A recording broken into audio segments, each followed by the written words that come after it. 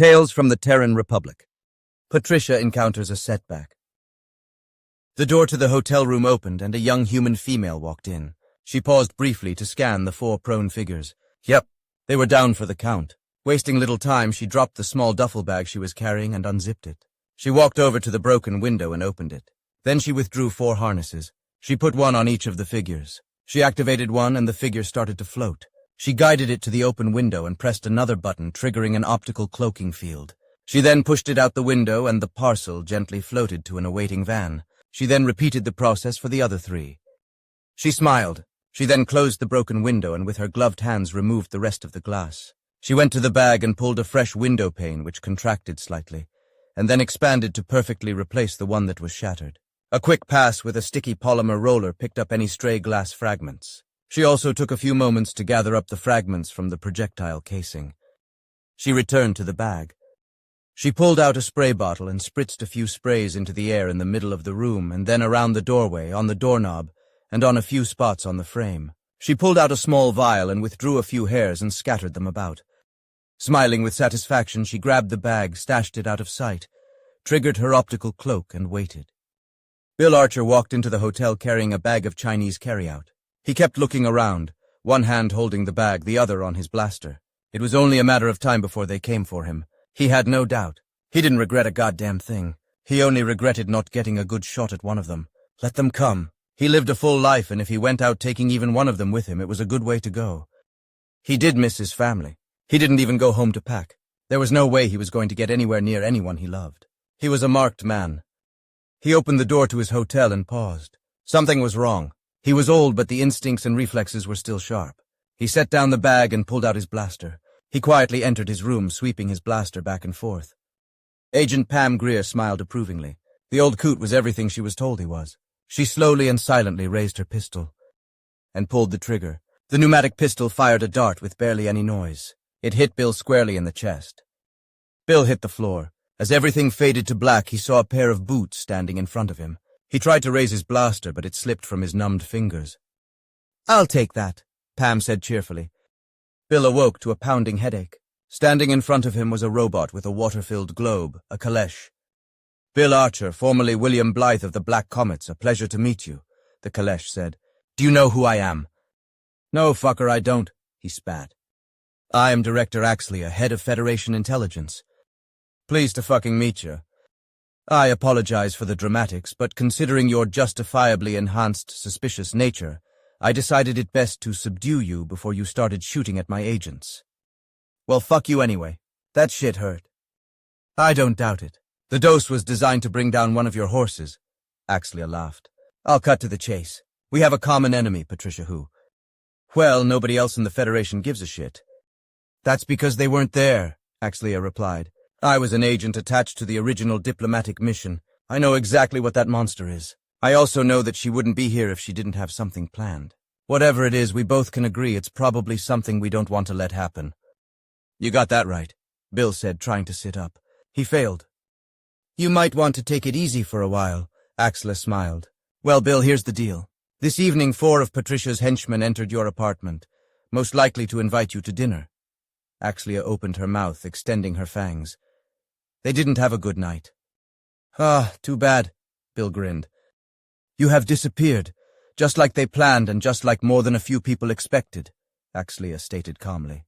"The police, when they investigate, will find genetic material and very good lab-grown hairs implicating one of Patricia Who's bloodlords. It will be assumed that they succeeded and you were the guest of honor at one of their little tea parties." Axlia paused to let that sink in. "You have 2 choices, William," she said. "1, we give you a lift back to the hotel. You enjoy that Chinese, and we continue to use you as bait, hoping they try again. Or, Bill asked. "Or you come to work with us," Axlia said. "I'm putting together a task force with the sole mission of taking that bitch down. Anything goes. It doesn't matter how. Will, Fall, I could use a Black Comet on the team. You've dealt with them before, Fang and Barb. You disappear, the cops get tipped off, they find the fake genes, and we use your disappearance to hit them again. And you get to take another shot at them, and not with a dime store blaster pistol. You will be working with us, and we will fuck them up." "Heh," Bill said with a smile. "You said there were 2 options, but damned if I only heard one."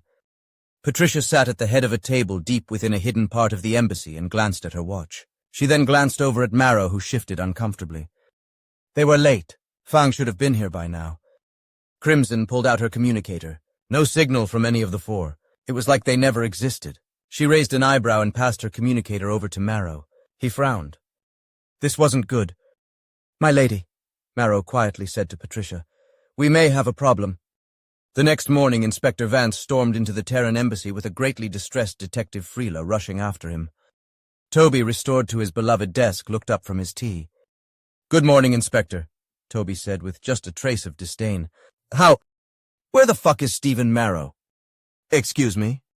Bill Archer went missing last night. We found his DNA all over the fucking place. I got you, you fuckers. I fucking got you. Inspector, Detective Freela said uncertainly. Maybe we should... Where is he? Toby smiled with genuine pleasure. Inspector Vance was about to give himself a stroke, and that snake Marrow was in the shit. This was a good day. Well, I am sure that Mr. Marrow is somewhere in the embassy, Toby said, sipping his tea, trying not to wiggle his eye stalks too vigorously. However, I am going to need to see a warrant, BF. Inspector Vance slammed a tablet down so hard it almost shattered. Read it and weep, asshole. Toby slowly picked up the tablet and read it. Seems to be in order, Toby said after a delay just long enough to make Vance even angrier. Unfortunately, this is only for questioning. As much as I would love to wrap him up with a bow and hand him over, and trust me, that would make my day, you will have to question him here in the embassy. Bullshit. I'm bringing that fucker in. No, you're not, Toby replied as he took another sip. If you review the applicable regulations and laws concerning... I don't give a fuck. Inspector, sir. He's right, Freela said, trying to show the inspector her tablet. Toby, John said over the intercom, please invite the inspector into my office. Toby rose from his desk and, taking his sweet time, ambled over to John's door. He hated Patricia and Marrow with a passion, but there were certain grudges that had to be honored regardless. After unnecessarily fumbling with the latch, he opened the door, making way for Inspector Vance and Detective Freela. So let me get this straight, John said as he leaned back in his chair. This guy goes missing and you just happen to find Stephen Marrow's DNA and hairs all over the scene? Yes, exactly, Inspector Vance shouted. They took him, probably flossing what is left of him out of their teeth right now. John sighed. There was no way in hell it would be that easy. As much as he wanted to believe the inspector, it didn't add up. I know you are upset, Inspector, and I can empathize. Trust me, I know exactly where you are coming from, John said with a grim smile. However, let's think about this for just 1 second before we escalate this into something completely avoidable. This guy goes missing and Stephen Marrow himself, Patricia's fucking right-hand man, personally went to do the deed? Seriously. Not only that, but he fucking shot more DNA around the hotel than a teen on prom night. I'm sorry, as much as I would fucking love this to be true, it just doesn't add up, John said as Vance turned red in the face. I'm not going to allow you to cause a diplomatic incident and give the deputy ambassador any more ammunition than she already has by letting you drag Marrow out of here. You don't understand. No, I do, John said, looking at him sympathetically. I know our history, Inspector, and I know the deputy ambassador. If I honestly thought this would stick, I would hand him over to you and fucking tap dance my way back to my desk. Unfortunately, this is bullshit, and if you would take a deep breath and let yourself to be the lawman that you are, you would see it too. John sighed and leaned forward. I tell you what.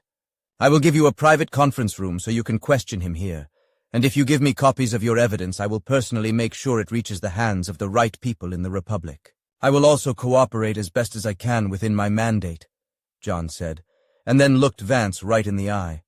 But if you think I will let you just stomp all over my embassy and my Republic, you are sadly mistaken, no matter how badly I want to just give you the fuck stain. If I do that, then I give the deputy ambassador exactly the kind of ammunition she needs to get me reassigned.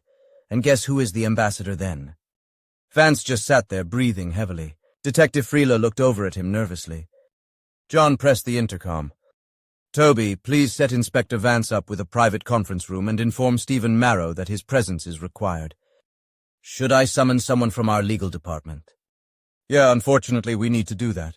Also, let the vampire know her boy is in the shit. Yes, Ambassador. Patricia just sat at her desk in silence as Crimson and Marrow knelt in front of her. Axlia, she thought. 4 of her riders missing and now definitive proof that Marrow was at the scene of Bill Archer's disappearance. It was her. It had to be. She closed her eyes and breathed deeply, trying to calm herself. It was difficult. Not only was she unused to such a blow, but part of her embraced the rage. It had been so long since she felt its white-hot embrace. No, this wasn't the time for that. Soon, she just had to remain patient. It seems that we suffered a minor setback, she eventually said in a smooth, silky voice. She turned to Marrow. How conclusive is the DNA? Flawless. It's a perfect match, he snarled. I have no idea how they got it. Obviously you were careless, Patricia said coolly. Marrow flinched.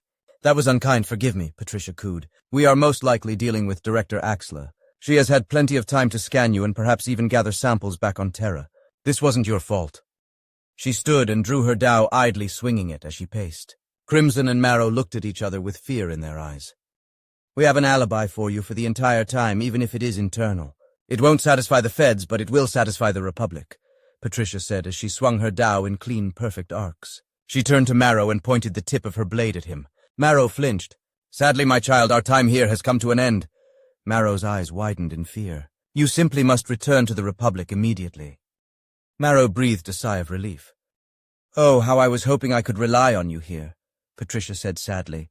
Your last task will be to coordinate with our legal team to facilitate your escape to the Republic. You will replace Monarch as my lead bloodlord there. She turned to Crimson. My child, the time has come for you to finally blossom into your true potential, she said with kind and loving eyes. Crimson smiled.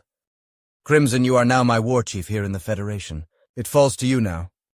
Yes, my lady, Crimson exclaimed.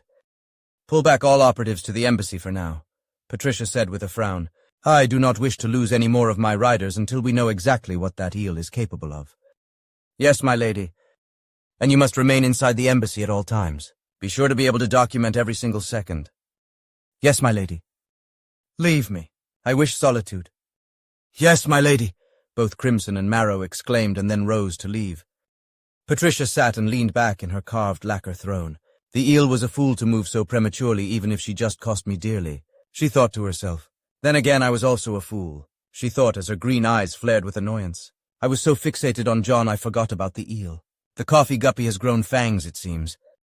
Patricia leaned back and smiled. Things were getting so very interesting.